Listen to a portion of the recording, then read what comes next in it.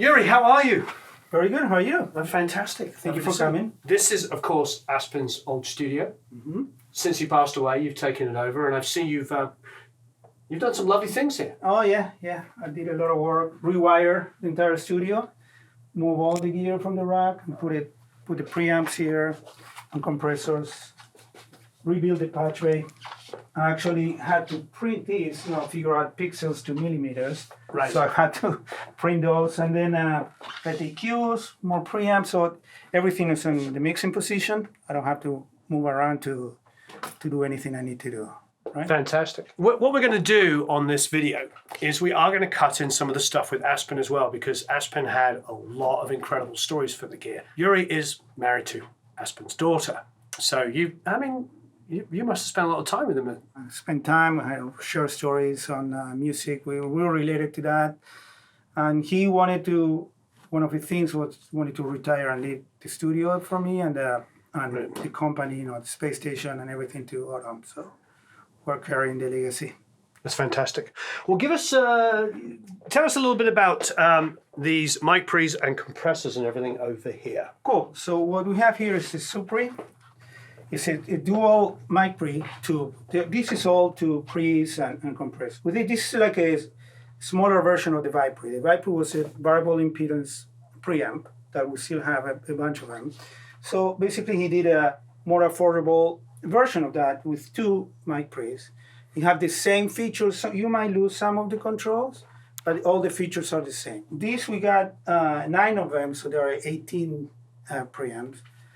We have Vipres. So the cool thing about the Vipres is that you can control the impedance, you can control how the tubes react to the signal coming in. So he told you that before, but it's really cool using it. You can just compress driving these preamps without having to go to a compressor, right? If that's what you want. So it's really cool. I have these EQs with the Valley people. These are like Ssl Type Eqs. The cool thing about this is that each band is independent. So when you patch a signal, it doesn't go through everything. You can turn on and off each band. And also, they share frequencies. So you can do like a Pultec style curves. Boost and cut at the same place. Yeah. And then you have these EQs also, passive tube EQ. It has really cool curves because they are all the knobs, every frequency interacts with each other. They are passive, they're not active. If you put more lows, you get, it's affecting the highs and the mids and stuff. So it's really, really cool stuff. You can have a lot of fun with that. And then tell us a bit about these compressors over here. Compressors, it's a Glory Comp. This is a cool compressor. It can be super fast or slow. So one of the settings on the attack is 50 to 80 milliseconds. To me, it's a magic place for drums, right? I love it when it's not super aggressive. So if you need to do more like aggressive stuff, I have this stereo compressor that's also made by Groove Tubes. That one is super aggressive, and you can link the both channels on that. Now, what do we got up here? These are, this is the MP1. This is the first preamp that has been ever designed. It's really cool, super clean, simple, but super clean. And we have more of those EQs. So you can see the bands are interacting with each other. And then, so quite a few of those EQs. And then, of course, over here. The STPG. So it's a Studio 2 preamp for guitars. Has a speaker emulator. That was Aspen designed the first speaker emulator ever. So this one you can go to tape at that time. A lot of musicians at that time also were using it to go to the PA system. Over there we have a special edition that he made. He only made 7 of. They're red. He gave some away to Carlos Santana, to Billy Gibbons, to Jeff Baxter. Billy Gibbons said that this was his favorite rig ever. Only a few of those also have this knob over here that was installed by Steve Robbie from SWR, and it's just a cutoff on the high frequency. It's pretty cool. That's a really cool preamp. You can use it for clean tones, crunch tones. Sounds great on a 410. Really, really pushes a lot of compression, a lot of really cool stuff. So that's a cool preamp I use all the time. Now, one of the things I wanted to talk about was, of course, the fact that there's a lot of guitar stuff in here. Oh, yeah. And being a guitar player, allegedly, this is quite heavenly. We're going to do a little cutaway here because I believe Aspen actually talked quite in depth about this guitar. So, Aspen, we just grabbed this guitar. Yeah, well, that's probably one of our more unusual guitars. My taste does run to the unusual. Unusual's good. I like the unusual. But I also have a connection to this guitar. I was working for the company when we released this guitar. We were an amplifier company, acoustic amps, the Doors, you know, later on Jocko.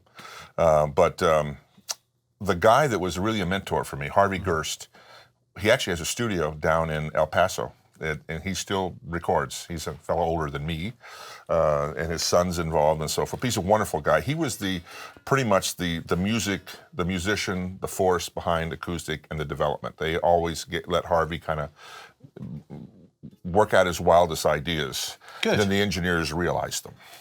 I like Well, that. Harvey was a left-handed guitar player. He played in a band called Sweetwater, which was a name band. Couple of albums, you know, local LA band. It was during that '60s period, and he was a very good guitar player. And he wanted to build a guitar, and he built a guitar with Paul Barth, who was a former Rickenbacker employee. Had started a company, Bartell was the name of the company, down in the South Coast area between here and San Diego. He ordered a guitar. Now, you got to remember, this is I'm dating myself. I think I went to work for acoustic in '76.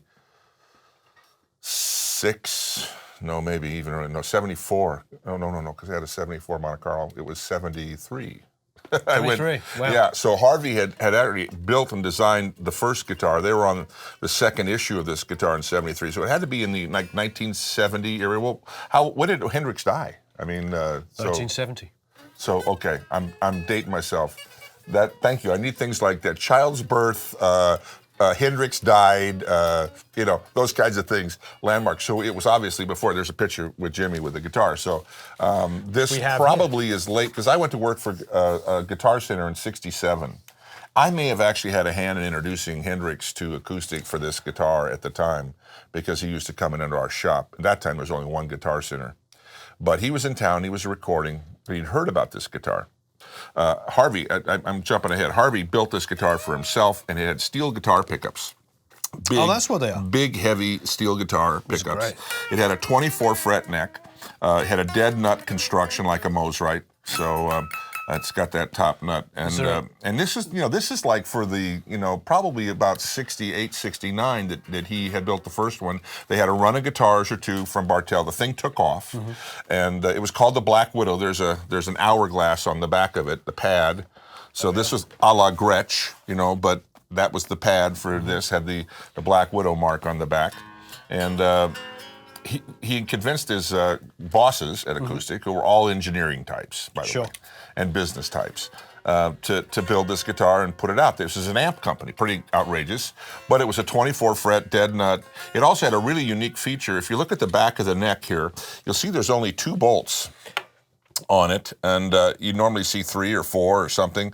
The third bolt, the neck actually goes all the way through the body down to underneath the bridge. It actually comes out to about here, and the third bolt's right there, and you can adjust the pitch of the guitar neck. It pivots on those 2. So you can, if you want it a little tighter or closer or whatever, put a heavier string on it. You have a neck adjustment, of course, but you also have a pitch adjustment. That was kind of revolutionary. And you might recognize the knobs as old acoustic guitar amp knobs, the big turned aluminums. There were some things about acoustic that are unique, and of course, a tunematic type bridge. This one was built by Hoshino, which was the founding company of Ibanez and so many other great guitar companies out of Japan, but there was all kind of cottage industry in those days. But anyway, Hendrix had heard about this guitar, and he wanted to try one out. Now, Harvey was... And they made a left-handed one. Well, Harvey was a left-handed guitar player. Oh, fantastic. The first one was left-handed. So the boss tells Harvey, Jimi Hendrix is down in the studio. Now, in 68, 69, he was just kind of breaking out. He wasn't like... Was he guitar god in 68?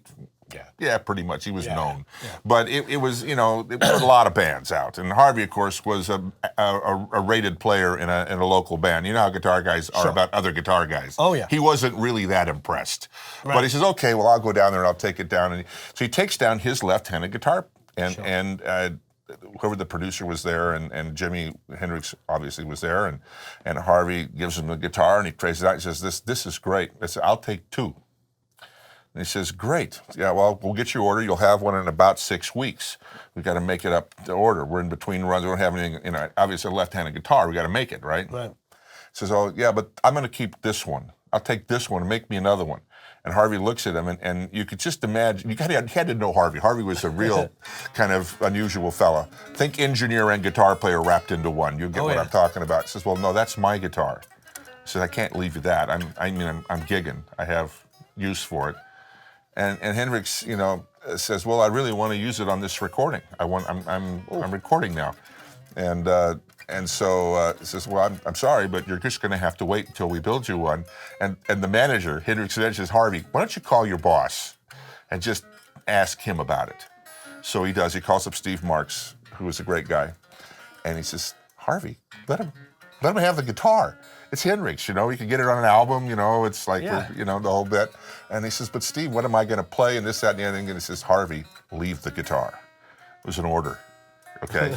So Harvey, you know, down, rejected, turns around. And I'm getting this story from other people who were there, as well as Harvey.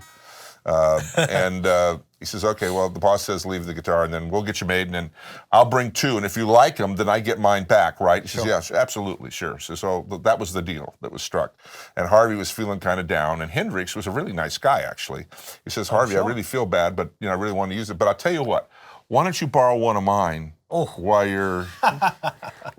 you know, we're waiting for mine to be built. And he looks over there, and there's 6 brand new Burns of London left-handed white Stratocasters sitting there. Right. On stands.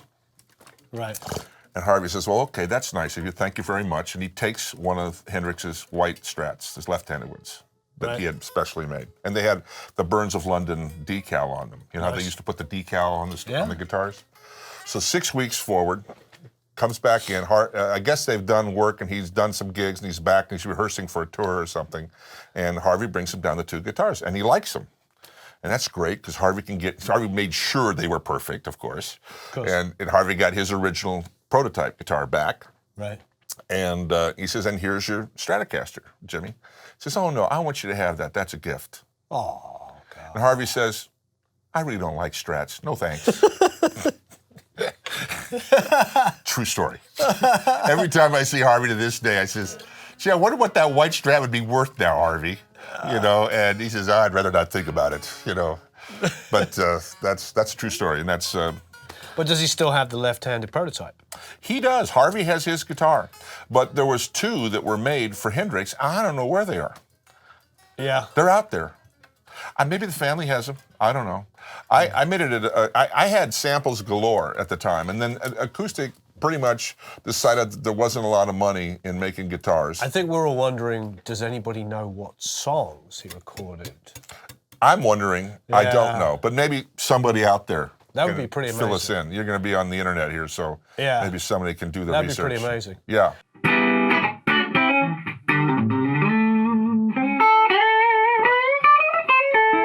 That's on the clean channel of the trio. That's on the clean channel. The trio is a 3-channel preamp. So we have clean, mean, and scream. That one, the mean channel, was designed by Wagner. Oh, wow. Wagner, the first job he got in the US was working for Groove Tubes. Oh, okay. So this is his, actually, well, you can see his first US design.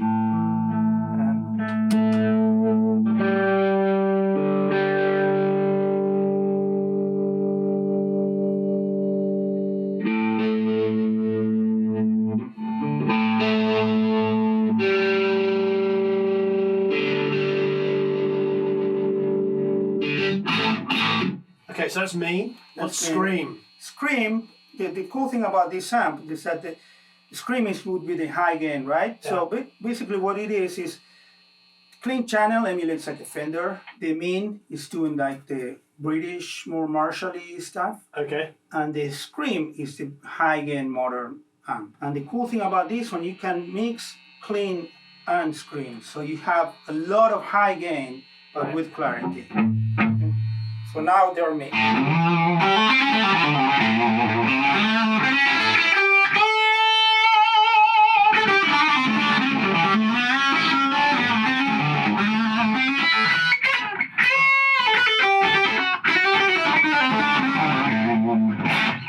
It sort of sounds like an AC30 being driven by a tone booster or something. Yeah, and the 2 channels put together.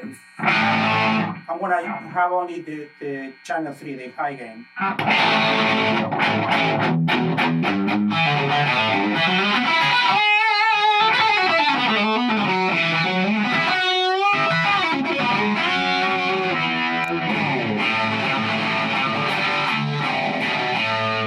Fun. It's cool. Yeah, it's So great. this setup, the trio with the dual 75, Yeah. was Jerry Garcia rig. Ah, nice. Yeah, so I like to use it, the scream, I like to use it mixed up with the clean channel. It's a crazy guitar. I remember talking to Aspen about this with the 0 fret. You don't, but it weighs a lot. It's got a bolt-on, not glued neck. Mm-hmm. It's a crazy guitar. It's got a wonderful neck though. It's really smooth, really slinky. Well, there's lots to look at. Tell us a little bit about some of these amps over here. So this is an 84 JMP. It's really cool, really loud. All these amps, they are in this room, they're booth, because there's no master control. So this is the loud room. So if you want to play loud, we can take the head outside and we can record with your band in the live room. Sure. And be super loud here, right? I like channel 2 the most, the darker one. Mm-hmm. The cabs, the speakers were Aspen's private collection. This one has vintage 25s, the greenbacks. This one has the 30s, and they sound amazing. This head, it's a Park actually. Mm-hmm. That Park, if you know what Park is, it's Marshall. Yeah, right? yeah. So with the story, what I know is that they had a deal with a distributor, and that wasn't doing their job really. So Marshall was on the almost closing the business because they couldn't sell anything. They couldn't go outside their deal. They launched a new brand, Park, with the same models. Oh, wow. So that's how Marshall, stayed alive basically, because they could sell their own amps under a different name. So this is a JTM 45, 1978 Park. Sounds really, really good. The Marshall cabinet, when I found the head, it was just a chassis. Mm-hmm. I sent it to Paul Marty, our tech, that he's been doing Groove Tools for years, and he loved the amp. He said he loves it, and it works great. And asked me, hey, do you have a cab for that? And I thought he was asking for a 412. And I said, yes, I do. No, you have the actual cab for the head. I said, no. Okay, I have this Marshall, custom made, somebody made, I don't know who makes them, and he gave it to me, so. Wonderful. Yeah. Is that plugged in? It is plugged in. So I'm plugging it into in the dark channel. The bright one is too bright, okay, because this is an 8-ohm cab. So to make it darker, I plug it in, I mismatch impedances sometimes. Don't do it if you don't know how to do it. You can mismatch impedances on head to cab. You can go from a higher impedance cab to a lower impedance head. If you do it backwards, you can ruin your head. If you go 8 ohms to 16, it gets really dark, a lot more body. 8 ohms to 8 ohms, it's a little too bright. So.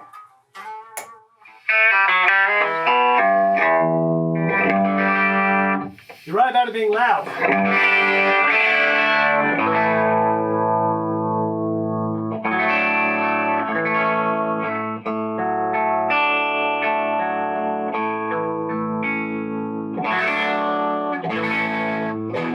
That's just like barely turned on. Yeah. It's great. It's cool. It's really cool. Yeah. It's like one really amazing sound. Yeah. If you crank it, how is this going to get unbearably loud if you try to drive it harder? We can do that. Yeah, this is like instant classic rock tone. Yeah. Plug in, crank it up.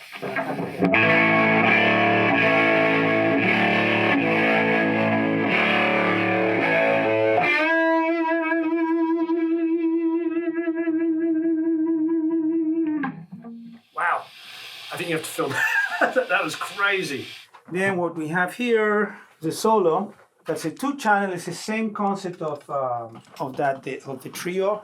Yeah. That you can blend the 2 channels. This on back, you can go class A or class AB. Class A would be emulating Fender style, I think. Right. Class AB more British style. And if you have it on class A, and there's a setting for normal. It's gonna emulate an old AC30. It's really cool. And then we got that group tube, the Solo 45, that is super cool. And I have it hooked up to the space station for a dry wet setup.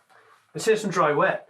So basically what we have here is like, we got the guitar coming to like a regular signal chain, Phase 90, and Deja Vibe, Overdrive, going back to the amp, okay? Right.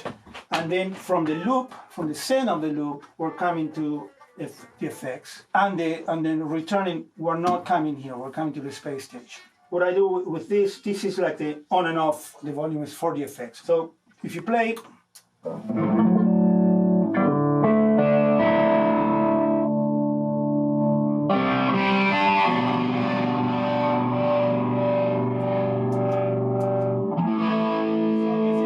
this is what you usually get from a guitar amp, right? Very directional, and if you're in front of it, it's super loud. If you move to one side, it's not so loud, right? Right. So now start playing.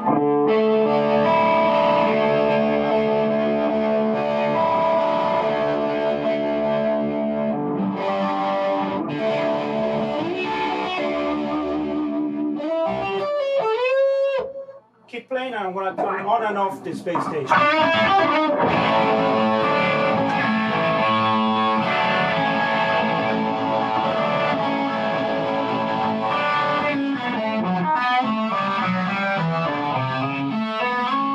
The way this works, this is stereo from a single cabinet. This is like MS recording reversed.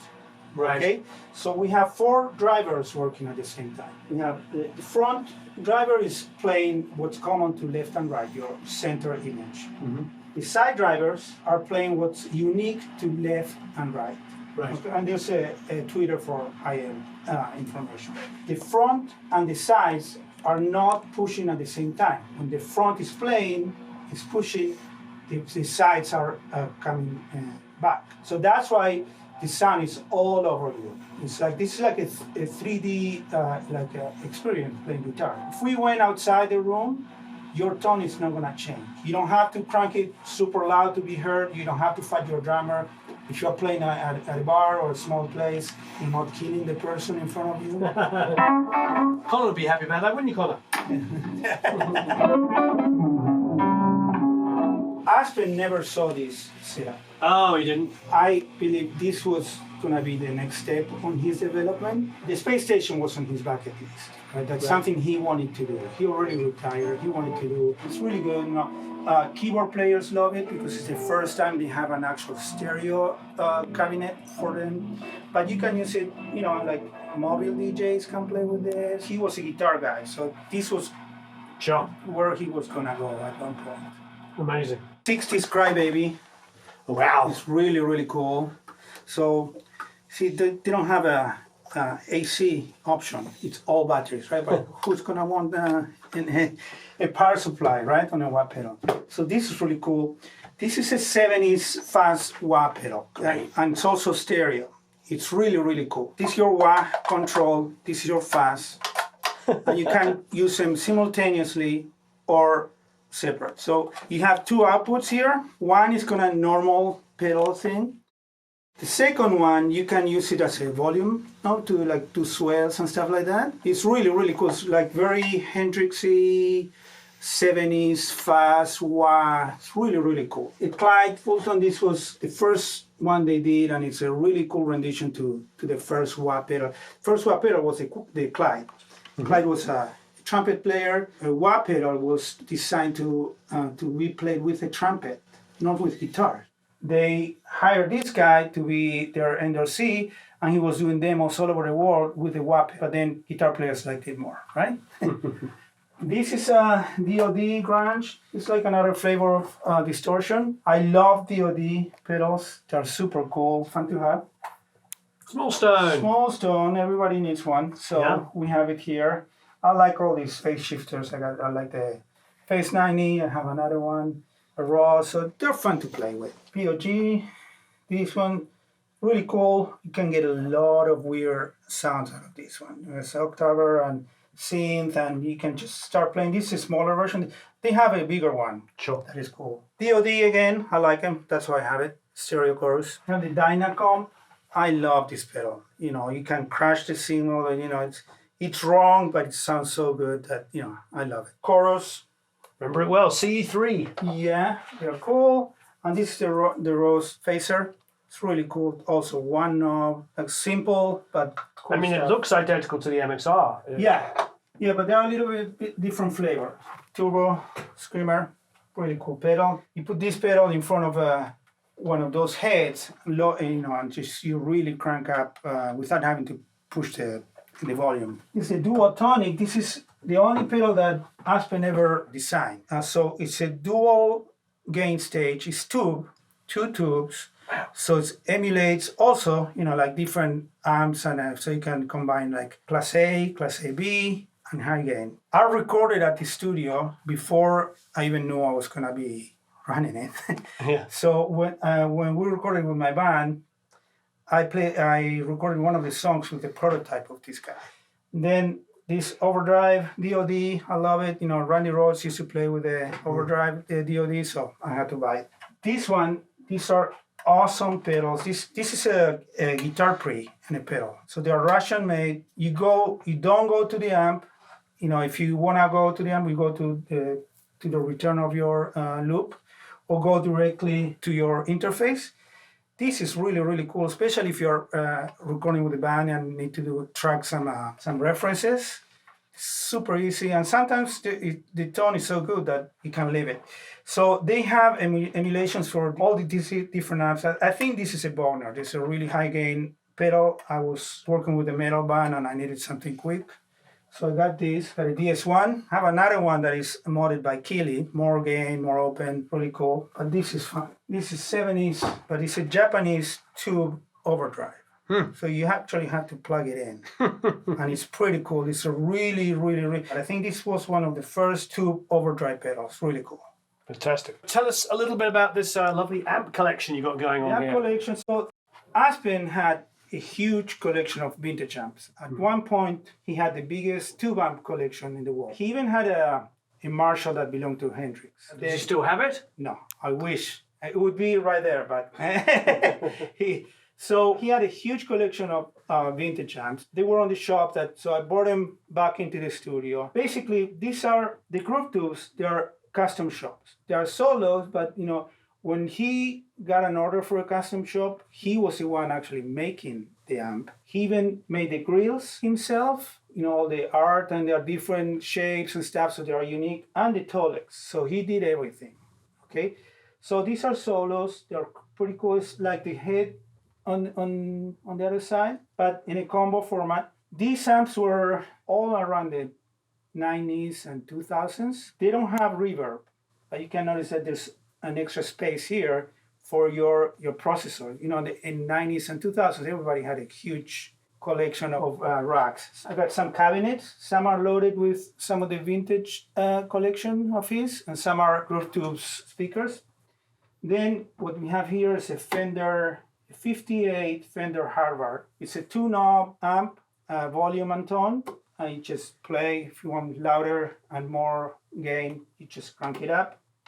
This is the Electro 40s and 50s. This was made by Rickenbacker. It's really, really good for blues and kind of older style. Also, one knob, just plug it in, crank it up as much as you want. And this one can get really loud too. This is Selmer is 65 or 63 Selmer. It's called Little Giant. And it's really cool. So it was a little hard to find information on this one. These are kind of unique amps. This is 65 Deluxe Reverb. Oh, mint condition. Yeah. And all these amps, all the vintage amps and everything, Aspen hand-selected the tubes, he biased them, everything. They all sound great because he made sure they sounded great, right? It's a Groove Tubes cab. Has 4 10s, works really good with that preamp that I was telling you. And it has there's a Groove Tubes classic clone. It was like a selection thing. So that's what it is here. And these are the single. On this amp, what you can do is you can change the tubes without bias. So if you're recording and you want different tone, you can do that. Cabinets. This is SFX. It's the first version of the Space Station. So you can see the setup here. Front speaker and side speaker. So this was think he did it late 80s, early 90s. Then we have this guitar. These were mine, these two straps. I like to take the finish off and make it, so I just change them. This Gibson, What year is that? this one, I'm still trying to get the exact year. I'm not sure. He got this guitar along with another one with a telly after he rented gear for a video shoot. So when they came back, they gave him these two guitars. The pickups here are velvet hammers. Everything was made by hand. Red used to work at Group Tubes. He also was a designer, so he worked here. So when he got the guitars, he himself installed these pickups.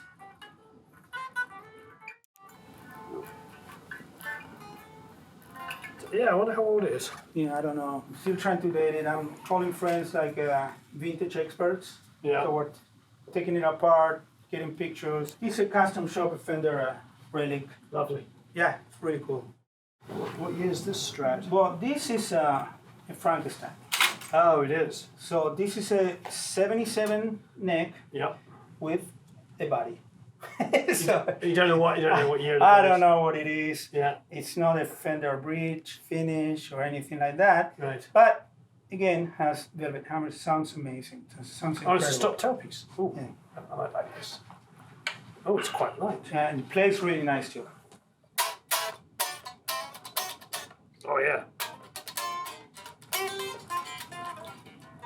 It's got such a 70s neck though, Yeah. hasn't it?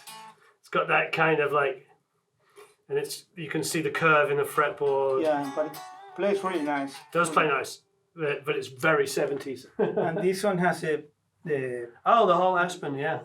so the fat head. Yeah. So this was cool. This was the first step on creating the fat finger. Yeah, fair finger. So We have two. We have one on the bass and one on the guitar. yes, awesome.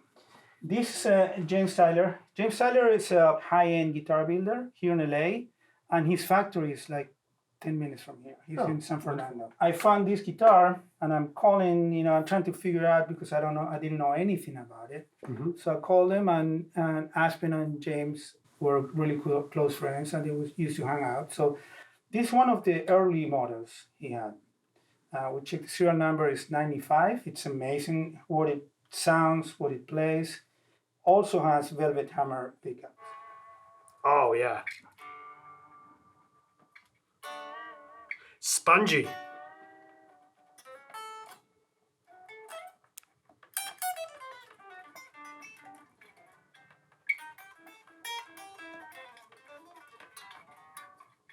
Very spongy, like Really very cool. smooth, yeah.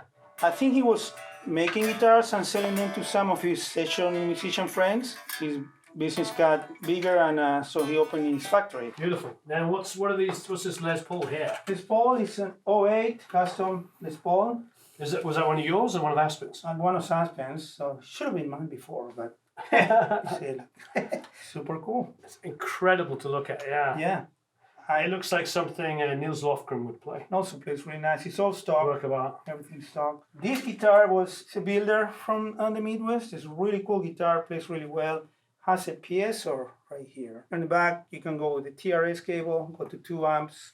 It's really cool. Aspen gave me this one. We came to help him on an amp show and stuff like that. I said, I'm not paying you. Here, have this. So Right. it's a really cool guitar, very dear to me. I remember that beautiful Gretsch acoustic. Yeah.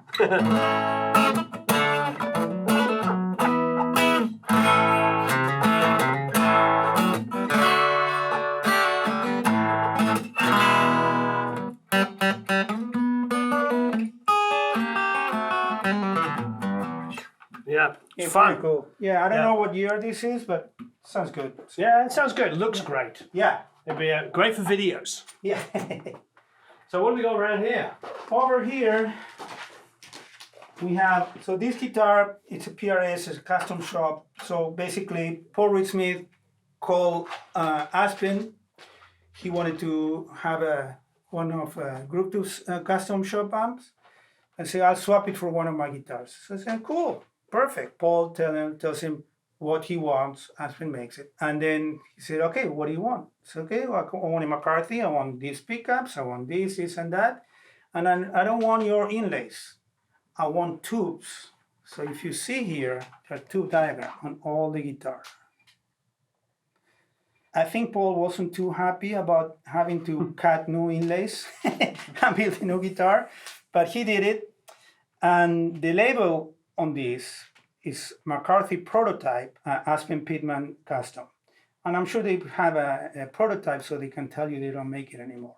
This Gibson 339, really cool guitar. It's a custom shop.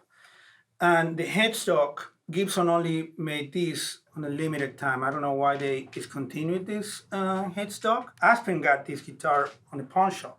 He was just walking around, saw the guitar. I think he paid around $400. This is like an amazing guitar. Plays really good with clean tones, high gain, really, really good. So Gibson, this was mine. I used to work at Guitar Center, and that's how I could afford cool instruments. So this is one of my guitars. It's all stock. You know, when a guitar sounds good, I don't change anything. So it plays really well. Here we have Taylor guitar. Electro, it's okay. I mean, I use it mostly for songwriting. Doesn't record that well, this particular one, but it's a really cool guitar to have around, and I don't have to plug in or anything like that. Here's a resonator. So really cool. There's not really a cool story about this one. It's just a cool instrument to have. Then we have this Takamine. It's a parlor, but sounds really big. So you know, I like this.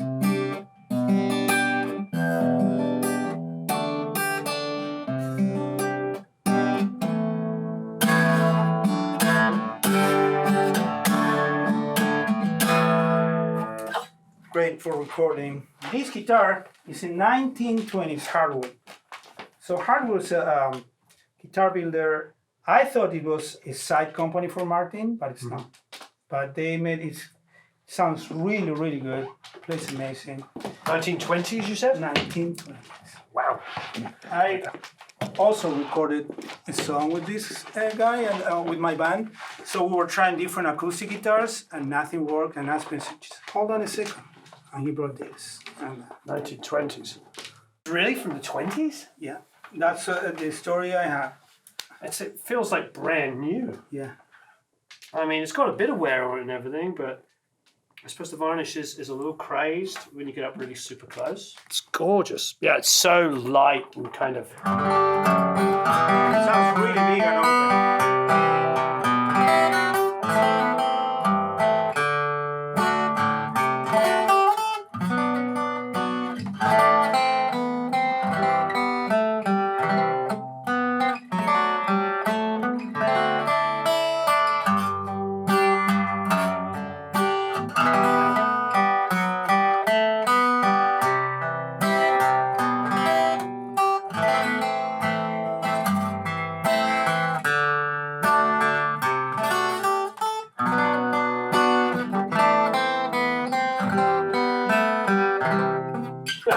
Absolutely gorgeous. Really yeah, cool. yeah, lovely. So then we have a couple of Gretsch guitars here.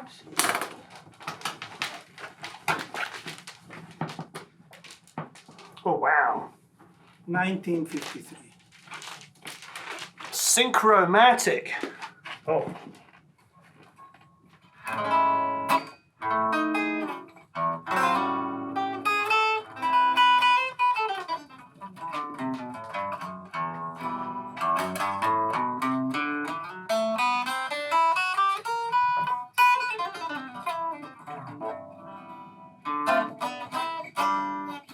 That's gorgeous. Yeah.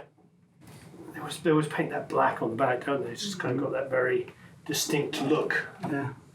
Wow, it's really comfortable. Just sort of like sit with it. Gorgeous. That's 1953. Yep. Probably fits in the case. Is that the original case? I don't know. I have no idea. And then what's this we have here? This is a 1965 Chet Atkins. Oh, wow.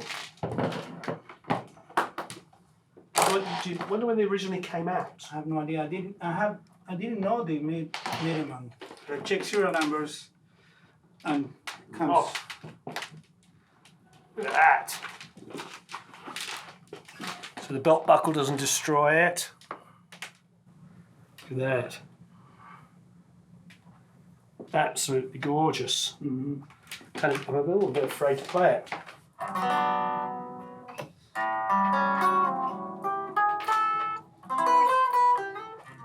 Wonderful. Oh, and has it got this? Used to be so you could dampen the strings. Is that what that was? I think so. Yeah.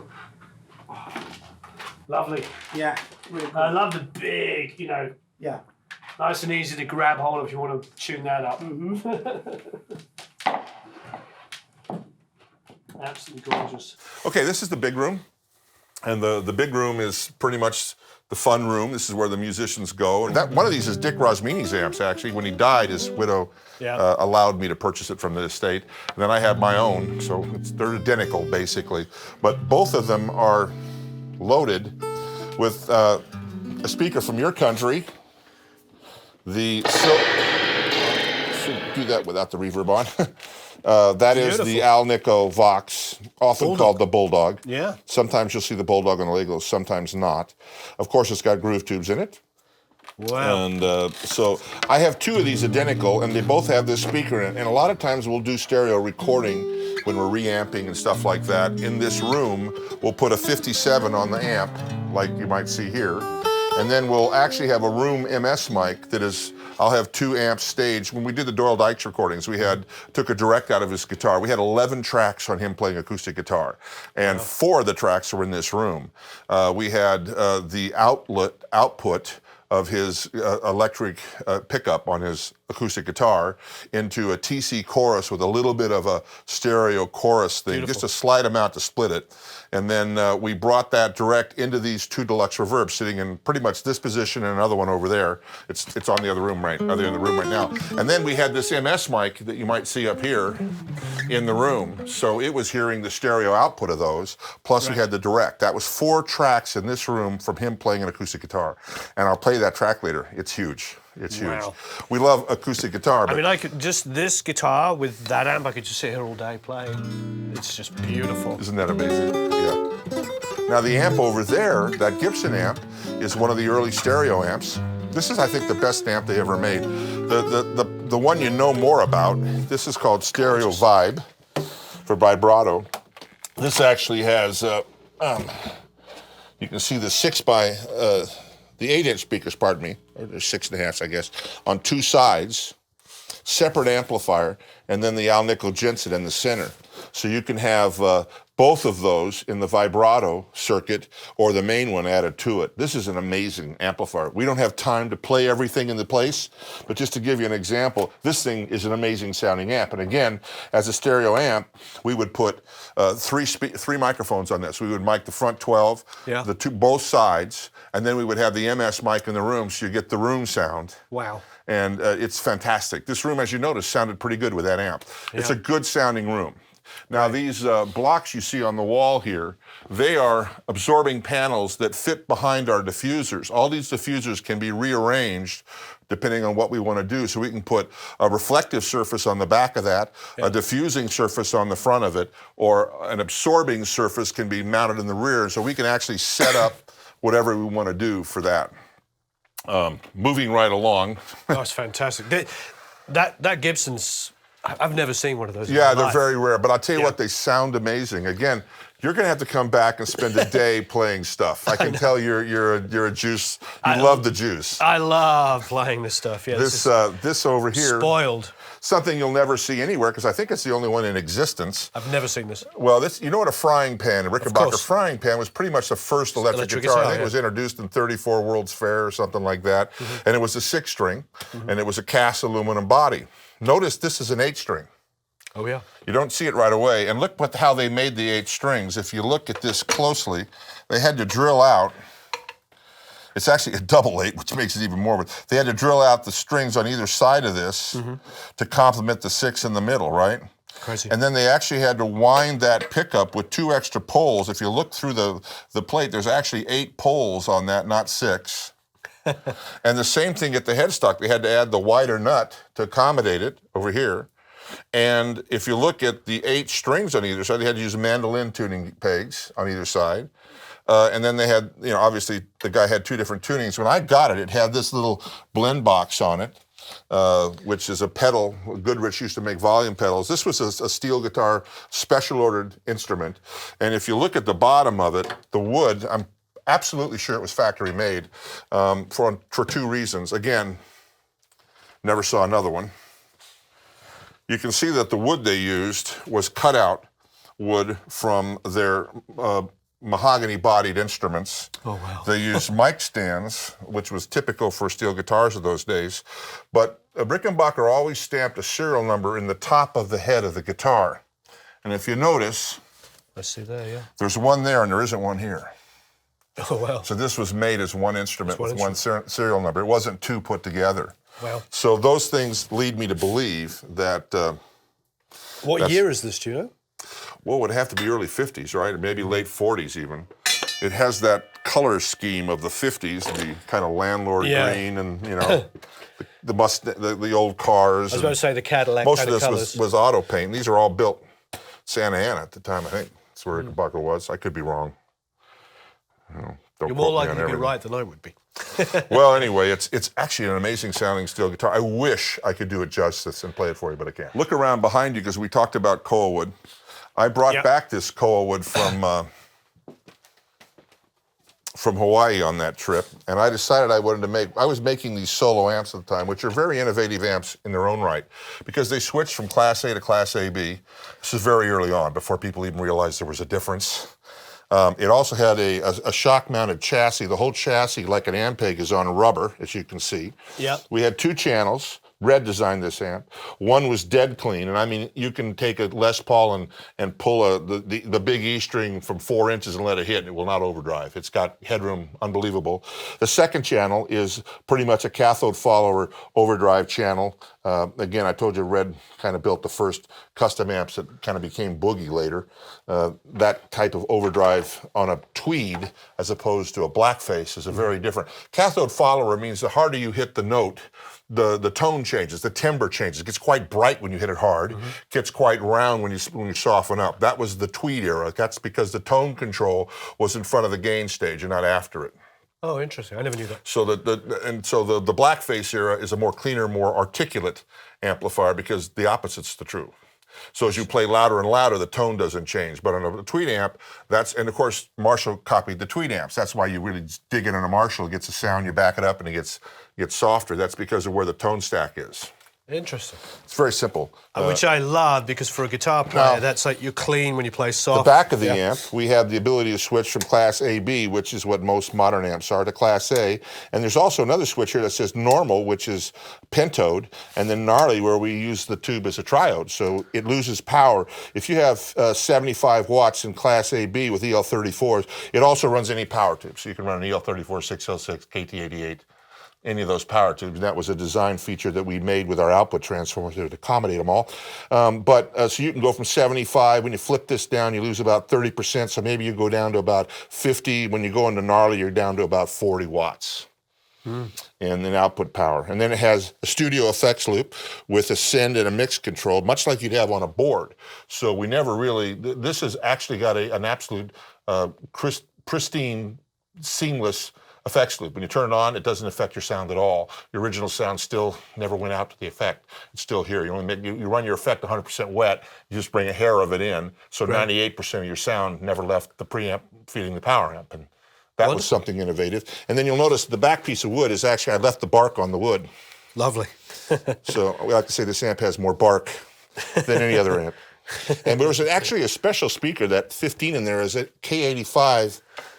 I see it has your brand on it. It does, but Celestion had discontinued that speaker. I used to, go through all the old shops in England, MX and Birmingham or wherever I was, Hesse's, and I'd go into the basement. I'd take all the blown speakers or any Celestians, and I'd bring them back and I'd recone them. I could get the recone kits. That's where I got all I had at one time probably 100 vintage Celestion speakers of all kinds. Wow. But they made a keyboard speaker that had more bottom end and more top end for the Marshalls that were being used for keyboard amps, and Celestion made the speaker, and they discontinued it quite a way. But it was an amazing guitar speaker because it had a real big bottom, and my amps had a lot of power. Now, this amp with KT88s puts out 95 watts. And so you can get a real clean, big rhythm sound.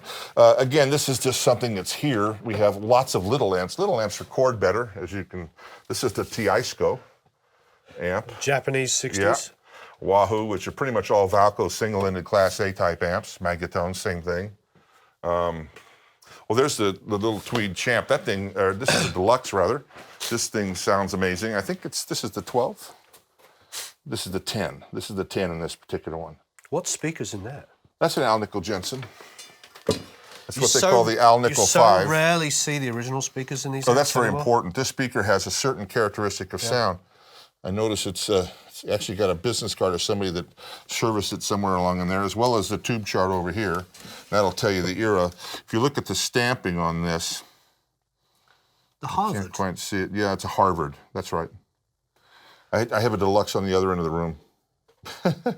It's crazy, but tend to forget 'em. so rarely see them with the original speakers. Yeah, well, the Alnico is a different style of magnet, much like neodymium's a different style of magnet. Most speakers are ceramic. They're cheaper, easier to build, they're larger. Alnico, they're also the Celestian Bulldog were Alnicos as well. Right. And they have a different magnetism, and it acts differently in the amplifier. I see another, is this a 47 or a 48? That's a 48. It's a 48. I have a 48 as well.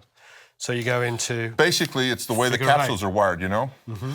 You can make either one, very easily by moving a wire. The two capsules are on either side of it have membranes. So it's a dual capsule. If you put them in series, they're omni. If you put them in, parallel, out of phase parallel, then they're figure eight. They reject each other. Right.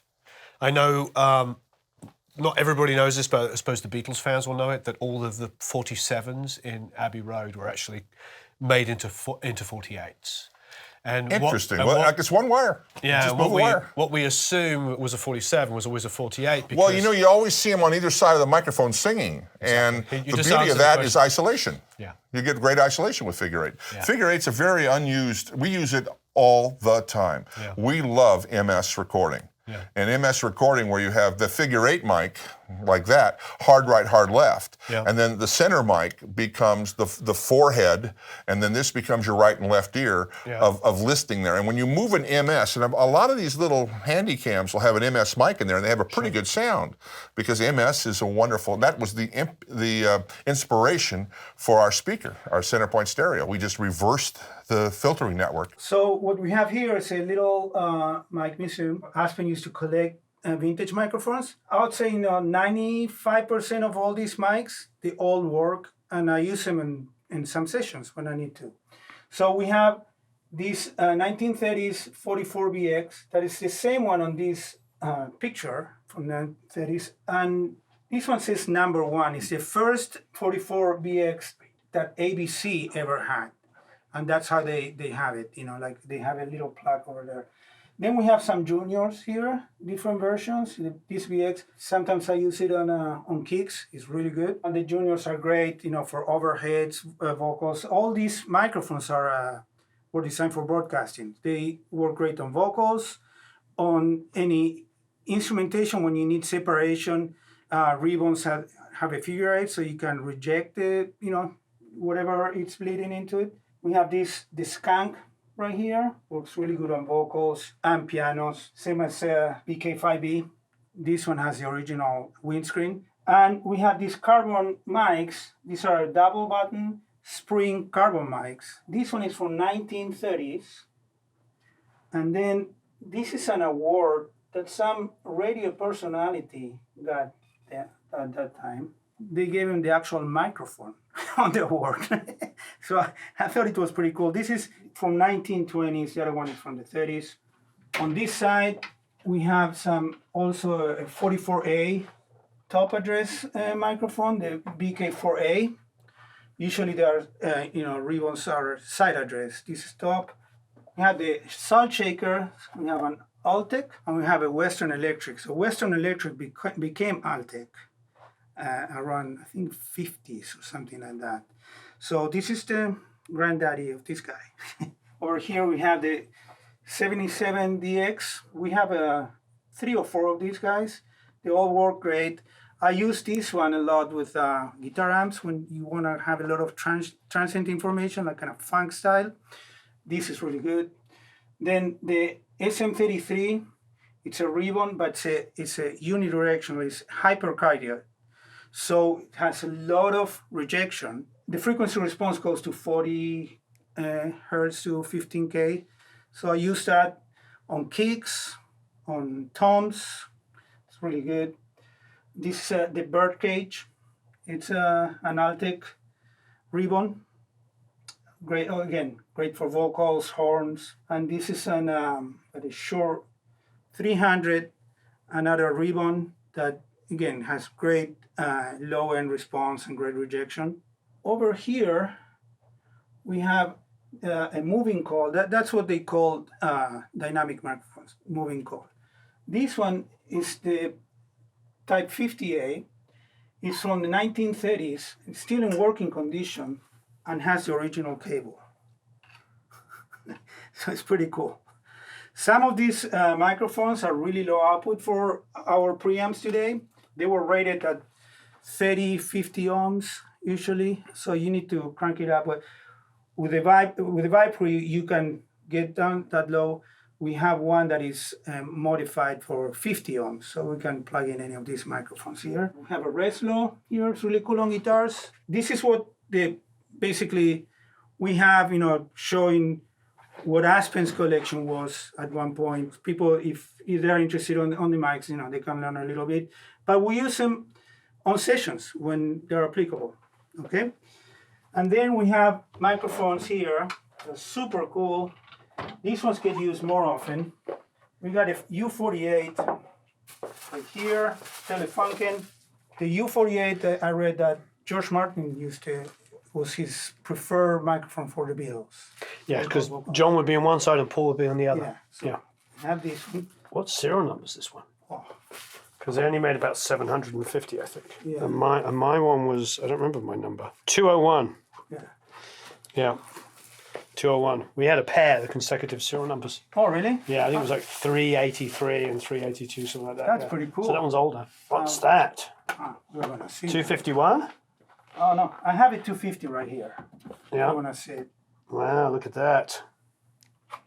That's gorgeous. Yeah.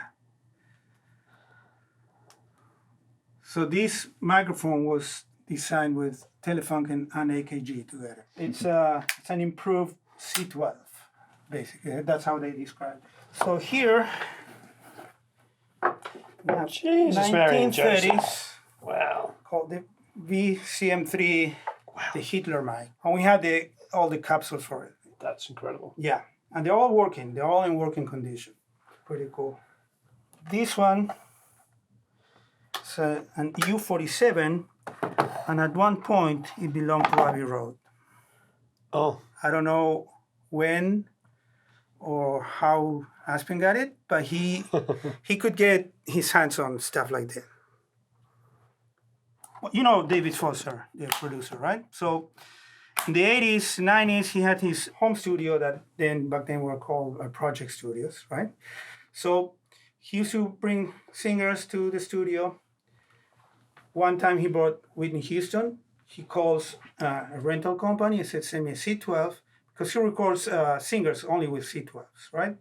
So he calls, they send him a C12, the session is great, everybody's happy, she goes home, they return the mic. Next session, he calls again, says, hey, send me a C12. They send one, and the session is not good. They don't like it. And David calls the rental company, say, hey, did you send me the same mic? Yeah, C12. No, the same microphone. So they check serial numbers. It was a different one. So they say, okay, well, no problem. We'll send you that one. And it's perfect. The session went great. Every time David had Whitney, he would rent that serial number, and they called it a Whitney. This is the one. Oh, incredible. The Whitney. How did... Oh, from Design Effects. Mm-hmm. And we have the authentication letters saying that Right. these are the microphones. This one we talk about is the U48. And I forgot to grab another one that I wanted to show you. keep this one. And I want to show you another. I'll keep it, you sure? You said keep it, didn't you hear you said keep it? I said keep it, yeah. Yeah, thanks. Okay, I'll see you guys Yeah. later. This microphone is the same thing, but this is the one that, it's an M49, the one that Barbara Streisand requested. Serial number she wanted. So this is called the Barbara.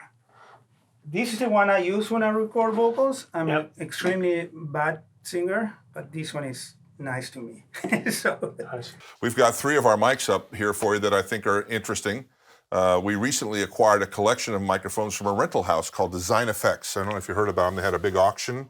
I didn't know. I used to use Design Effects for years. Yeah, well, so did everybody else, and they had all the records of where all those mics were used and when they were used. Yeah, and I was one of them. Okay. John used to be the guy I used to talk over there. He was incredible. He was one of the guys that wrote one of the letters for me. There's a C12. I didn't have a C12. I had a C24. That one, you'll see the name on it. The Whitney.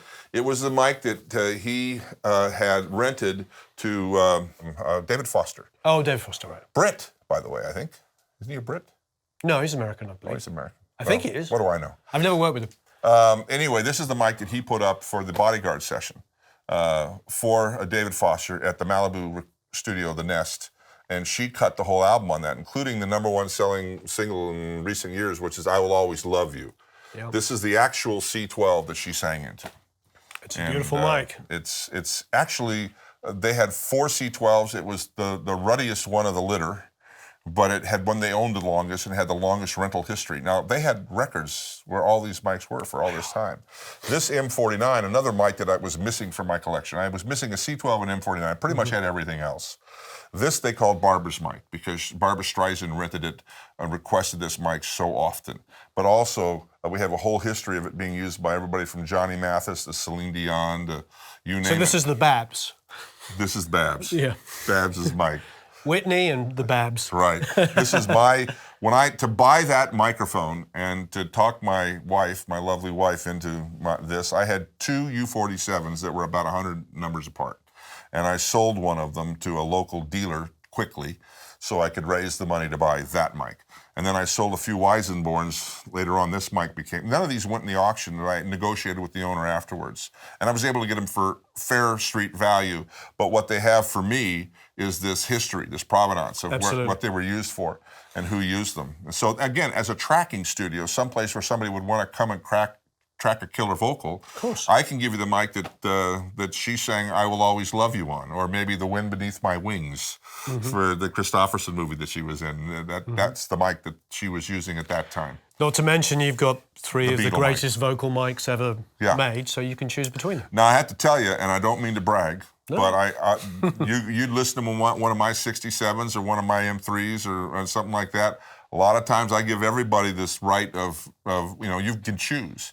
And often they'll choose my old Model 3 or a Model 1 or something like that. It's every mic. A mic is like a guitar, and you don't have one guitar, I'm guessing. You might have more than one. And yeah, I mean... they don't all sound the same. Yeah, exactly. Especially with 47s because the capsules really had a very limited lifespan. Yeah. As you know better than I do. And so I could put 3 47s up and I've never heard 3 more different mics, and I've done it. then we have a bunch of Uniden 3s, the SM57, the vintage, a lot of groove tubes microphones, and they were really good. They're phenomenal. So we got a huge collection of microphones, instruments. Amazing. Yeah, we should bring a band in. Do a band in here. How many mic pre's do you have? We have 32. 32, mic. So they're all 2 mic pre's. What I use sometimes, let me show you that I have it here. The brick. The brick. It's Maybe. I'm trying to think of, do I know what that is? The brick is a tube mic pre. Oh, wow. It's a groove tubes. Yeah. Tube mic pre. That is a small version of the Supre. Right. But you don't have all the impedance selectors, anything like that. Just, input, output, gain, right? Okay. But bass guitars are amazing with this. Oh, I'm going to hit this. Whoa! There's a weight to this. Do you still sell these? They are not made anymore. We have some. You can have, like a high gain guitar. Yeah. 57 into this, and you're done. Great. That's all you need. Here's a Neumann SM69. Stereo. Yeah, the first stereo mic they ever built. And the N57s. No, those are GT40s, Group 2's GT40s. Oh, okay. Those are incredible. I like to use them for overheads. This is more like a modern rock setup. Right. Okay, so I have a XY here. I have space pairs, so we get good separation, and the XY is getting the center of the kit very well. And then I have these D2s. I like them for modern rock. If I want to do a more classic rock, I'll use the SM33s or something like that, or Wonderful. RE20s or something like that. It's a Unidan 3, the 415. So they sell these clips. Once you have them both on the same line, they're in perfect phase. So you get the body with the 57 and the crack with another 415 here. I have an SM33 here. So because of the pickup pattern, it's so close, you don't get any bleed, any symbol bleed or anything like that. Oh, wonderful. And inside I have an SE V-kick. It's a newer mic that they're having. And the cool thing is that you have deep switches in the back, so you can tailor it to classic rock, more modern rock, or very aggressive, like just clicky sound. So usually I have it on the classic rock setting, no EQ, and if I need to cut something, I'll do it, with EQs. Fantastic. Yeah, cool. This is great. Yeah, cool. Yuri, thank you ever so much. Thank you so much for coming. Thank you so much. It's so nice to come back. Yeah, you were here. It was quite a few years ago now. Yeah, I think it was like 4 or 5 years ago. something like that. Yeah, Something absolutely like amazing. that. And, So if you've been watching the video, you'll know we cut in some stuff with Aspen because he went into great detail of a lot of different stuff. We miss him greatly. He was Yes. a wonderful guy it was great. and stupidly smart. Yeah, he know everything about everything. Pretty much. So- Yeah. So yeah, Thanks, everyone. Please leave a whole bunch of comments and questions below. Thank you ever so much for watching. And again, thank you very much, Yuri. thank you.